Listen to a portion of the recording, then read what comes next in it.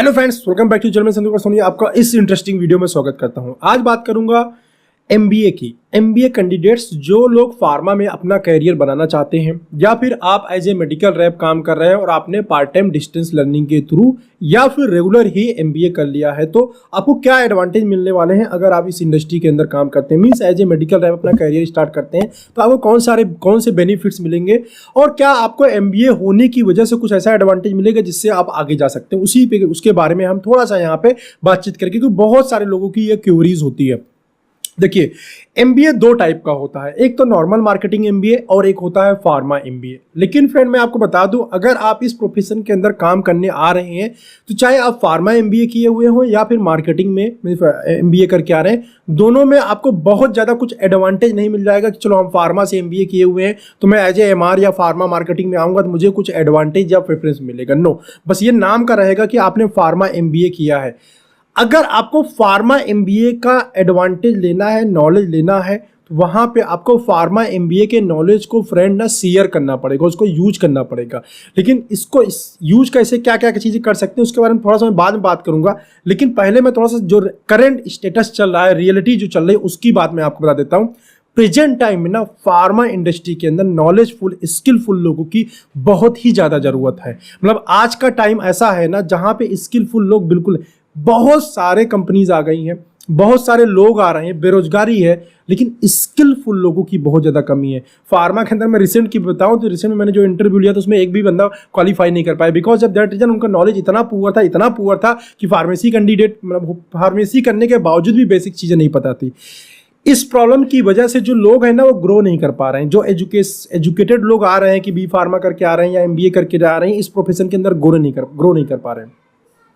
आप pharmacy candidate होके या फिर एमबीए होके बहुत अच्छा यहाँ पे ग्रो कर सकते हैं, बट ग्रो करने के लिए नॉलेज चाहिए, लर्निंग चाहिए। और वो चीज़ हम क्या सोचते हैं, जब हम एज ए एमबीए आते हैं यहाँ पे काम करने के लिए, हम ये सोचते हैं कि कंपनी हमको एक एक चीज़ सिखाए।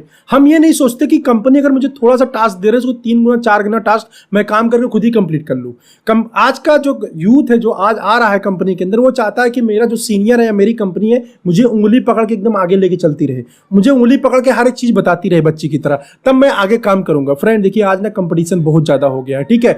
कंपटीशन होने की वजह से एक टाइम ऐसा आ रहा था जब फार्मास्यूटिकल कंपनीज को प्रॉफिटेबिलिटी ना बहुत ज़्यादा हुआ करती थी, तब कंपनीज बहुत सपोर्ट दिया करती थी। लेकिन अब का सिचुएशन अलग है। आज की सिचुएशन में कंपटीशन बिल्कुल नेक टू नेक हो गया है और मार्जिन लेवल कंपनी का डे बाय डे डाउन होता जा रहा है। सेकंड, यहाँ पे प्रॉब्लम क्या आ रही है कि जो इनोवेशन है ना वो फार्मा के अंदर आ नहीं रहा है। आज भी फार्मा का मार्केटिंग की सिस्टम वही 30 ईयर 40 ईयर सिस्टम, वही एमआर को जाना है बैक, कोई इनोवेशन बहुत कुछ नहीं आ रहा है मार्केटिंग के अंदर कि कुछ इनोवेशन या कुछ नया सा चेंज आया हो। थर्ड, यहाँ पे एक प्रॉब्लम ये आ रही है कि जैसे मान लीजिए कोई एमबीए करके आया, कोई टॉप कॉलेज बी कॉलेज से एमबीए करके आ रहा है, राइट, तो उसको डायरेक्ट एंट्री कहीं बीच के अंदर नहीं है। मतलब डायरेक्ट एमबीए नहीं मैनेजर आप नहीं बन सकते, डायरेक्ट आप जेडबीएम नहीं बन सकते, डायरेक्ट आप एनएसएम जीएम नहीं बन सकते, जिसकी वजह से क्या हो रहा है, रूढ़िवादिता चल रही है। जो सीनियर पर्सन है वो कभी नहीं चाहता कि मेरे जो नीचे है ना वो मुझसे ज्यादा नॉलेजफुल बंदा कोई आ जाए जो मेरी सीट को खा जाए, ठीक है। या फिर जो अपर मैनेजमेंट पे लोग बैठे हुए हैं, वहां पे प्रॉब्लम क्या है कि वो यहीं से ग्रो करके गए हुए हैं, तो उनके अंदर इनोवेशन, न्यू वेज जो मार्केटिंग की है ना, आज बहुत सारे नए नए टेक्निक्स आ गए जो अदर इंडस्ट्री के अंदर, एफएमसीजी की हम बात करें, ओटीसी की बात करें तो वहां होती है। लेकिन जो मेन स्ट्रीम फार्मा है ना, यहाँ पे इन चीजों की बड़ी कमी है। तो अगर आपको एज ए एमबीए, मतलब एमबीए करने के बाद फार्मास्यूटिकल के अंदर अपने करियर को ग्रो करना है ना, तो 4-5 चीजें मैं आपको बता रहा हूं जिसको अगर आप फॉलो करते हैं तो अपने करियर को नेक्स्ट लेवल पे लेके जा सकते हैं। फर्स्ट ऑफ ऑल, आपका जो ऑब्जर्वेशन होना चाहिए, लर्निंग होना चाहिए, वो बहुत ही क्लियर होना चाहिए। जब आप फील्ड में काम करने जा रहे हैं तो आप अच्छे से लर्निंग लीजिए। सेकेंड ये है कि कंपनी की जो भी प्रोडक्ट है, जो भी प्रोडक्ट पोर्टफोलियो उसको प्रिपेयर करें, मतलब आपका प्रोडक्ट नॉलेज काफ़ी अच्छा होना चाहिए। थर्ड, जो भी आपने एमबीए के अंदर चीज़ें पढ़ी हुई है, जो चीज़ हम पढ़ के आते हैं ना उसको वही पीछे छोड़ देते हैं। आते हैं हम भी वैसे हो जाते हैं जैसे बाकी सब चल रहे हैं, हम वैसे ही हो जाते हैं जैसे मेरा इन्वायरमेंट मुझे बताता है, राइट, हम वैसे ही चेंज हो जाते हैं। हमने क्या पढ़ा, हमें क्या पढ़ाया गया, मार्केटिंग के मुझे कुछ रूल्स बताए गए हैं, कुछ मुझे इनोवेशन करने के लिए बताया गया, क्या हम कर सकते हैं, हम सब कुछ बंद कर देते हैं। यहाँ पे एक ढक्कन जो है लगा के बंद कर देते हैं, हम कुछ नया और कुछ नया करना ही नहीं चाहते, कुछ नया सीखना ही नहीं चाहते। जैसा बोला गया वैसे हम कर रहे हैं, हम भी वैसे बनते चले जाते हैं। तो इनोवेशन लाइए, अरे मार्केटिंग टेक्निक्स के अंदर इनोवेशन लाइए। अगर आप मार्केटिंग एज ए एमआर काम कर रहे हैं तो आप क्या नया कर सकते हैं, कौन सी न्यू टेक्नोलॉजी आप यूज कर सकते हैं, कैसे अपने कस्टमर को कन्विंस कर सकते हैं, कौन सी न्यू सेगमेंट है जिसको आप कैटर कर सकते हैं। जैसे आज के टाइम देखा जाए तो डॉक्टर से ज़्यादा केमिस्ट धीरे धीरे इंपॉर्टेंस बढ़ती जा रही है, लेकिन क्या हम उनको एज ए कस्टमर काउंट कर रहे हैं, एज ए कस्टमर उनको हम बना रहे हैं, रिलेशन को डेवलप कर रहे हैं, नहीं कर रहे हैं, राइट। इसकी आपको जरूरत है। फार्मास्यूटिकल इंडस्ट्री की मैं बात कर रहा था, फार्मास्यूटिकल इंडस्ट्री में 3 चीजें बताई। चौथी चीज है अपॉर्चुनिटी को तलाशना। हम क्या करते हैं, अपने आप को रोक लेते हैं। हम जैसे बहुत सारे लोग मुझसे कमेंट करके पूछते हैं कि सर मुझे जो है जाना है, अच्छी कंपनी में जाना है, टॉप कंपनीज के अंदर जाना है। तो भाई टॉप कंपनी में जाना है तो आपको नेटवर्किंग होनी चाहिए, आपके रिलेशन होने चाहिए।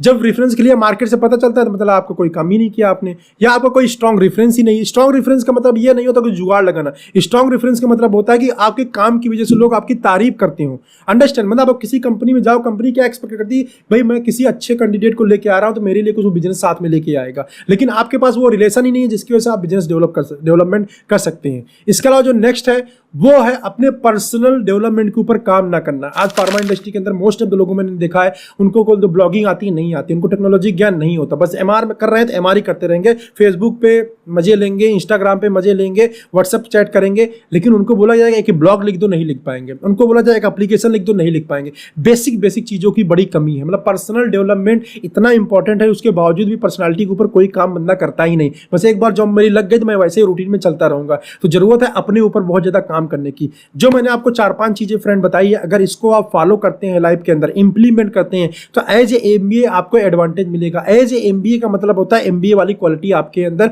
होनी चाहिए, और उस एमबीए वाली क्वालिटी की वजह से आप जिस भी कंपनी के अंदर, जिस भी ऑर्गेनाइजेशन के अंदर काम कर रहे हैं, उस ऑर्गेनाइजेशन का बेनिफिट होना चाहिए। अगर मैं यहाँ बहुत सारी चीजें गाइड कर रहा हूँ, इसका रीजन है कि मैंने फार्मेसी किया हुआ है, जिसकी वजह से मुझे बहुत सारी चीजें आसान हो जाती है बताना आप लोगों को, बहुत सारा rules regulation, working system.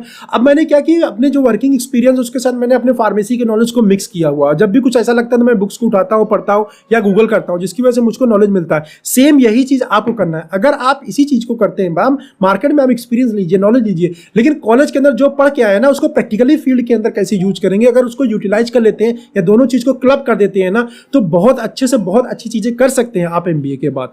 But लेकिन यहाँ पे चीजें करते नहीं।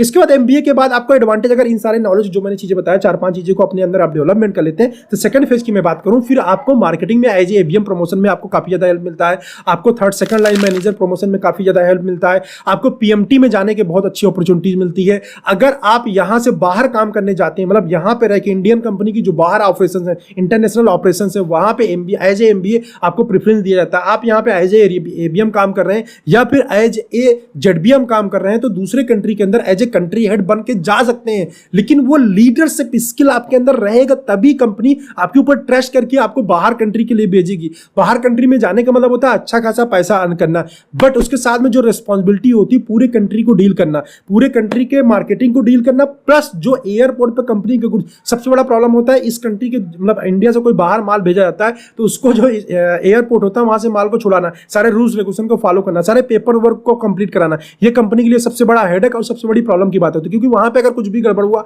तो माल सील हो जाएगा और मिलेगा नहीं, कंपनी का बहुत जबरदस्त लॉस होगा, या फिर बैक में लेना चाहता है जिसकी जो ट्रांसपोर्टेशन कॉस्ट बहुत ज्यादा इंक्रीज कर जाएगा, राइट। तो वहां पेपर क्लियरिंग बहुत इंपॉर्टेंट है। तो ट्रांसपोर्ट का एयरपोर्ट पे क्लियरिंग कराना भी अपने आप में बड़ी टास्क है। तो जो भी कंट्री हेड जाते हैं उनके ऊपर ये बेसिक सबसे बड़ी रिस्पॉन्सिबिलिटी मैं बोलूँ तो यही होता है। तो आपका पेपर वर्क, ईमेल कैसे लिखा जाता है, मेल कैसे जाता है, कम्युनिकेशन कैसे लिए, ये बेसिक चीजें हैं हमारे, ठीक है, जो कि हम अपने चाहे फार्मेसी करके आइए या फिर एमबीए करके आइए, इसका मतलब प्रोफेशनल कम्युनिकेशन का पूरा एक सब्जेक्ट हमको पढ़ाया जाता है। लेकिन वही प्रोफेशनल कम्युनिकेशन जो हम पढ़ के आते हैं, एग्जाम दे के आते हैं, पास होके आते हैं, यहां एक लेटर लिखने की बात आती है, कंपनी में मेरा एक्सपेंस नहीं आया तो हम उस चीज को नहीं लिख पाते हैं। प्रैक्टिकली देखा जाए तो प्रैक्टिकली नॉलेज हमारा जीरो हो जाता है, लेकिन हम उसका एग्जाम पास करके आ चुके हैं, प्रोफेशनल कम्युनिकेशन पढ़ के आ चुके हैं।